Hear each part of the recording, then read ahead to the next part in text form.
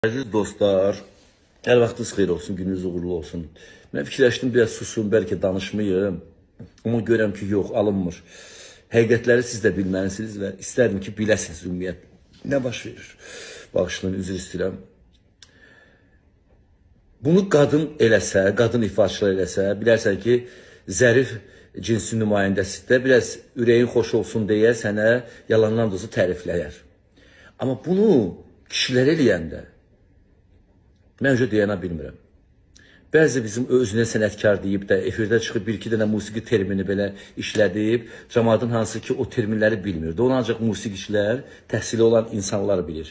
Belə İtalyanski sözlər filan, belə notdan danışmaq, eləmək. Yəni, o zaman belki çox, 10 milyonun hamısı o notun musiqi terminlərini bilmir ki, savadlı şəkildə.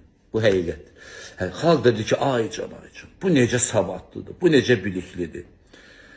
İnanın ki, o heç belə sıfırda deyil. Nici plüntsa da deyil. Biləsiniz. Bir müğənni ki, bir sənətkar, özünə deyən sənətkar, kişi xeylağı, özünü pula satır. Pradajlı şkura deyirlər də ona. Şəxsiyyətini satır, sənətini satır, mənliyini satır, kişiliyini satır. Hər şeyini satır. Dünyada Allah ona nə veribsə, ona hər şeyi satır. Bir iPhone-a satır. Bir 5-6 minlik və yaxud da 200 manata, hətta 200 manata satanlar da var. Cibinə 200 manat var, səni tərifləsin. Yəni bu indi olmuyor, əvvəllər də olub, rəhmətə gedənlər də belə olublar. Satıblar özlərini. Kimsə onlara bir dənə hörmət elədi, 1000 manat, 500 manat, 200 manat, 100 manat cibinə basanda, kiməsə bir telefon alanda, iPhone alanda, başlayır tərifləməyə. Amma qıraqda yıxıb sürüyür ki, bunun sənəti var. Bu ümumiyyətlə niyə efirdədir?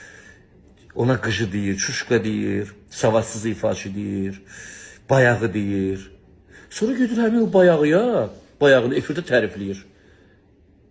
Bir sifətiniz olsun da sizin, ada kişisiniz də, en azından cinsi olarak kişisiniz. Yaxşı. Heç olmasa bir sifətiniz olsun da, adam da satılar. Ruslarda yaxşı söz var ya, pradajnaya şkura. Siz hər şeyinizi satmışsınız, pula satmışsınız. Biraz qürurunuz olsun da, nə olar ki?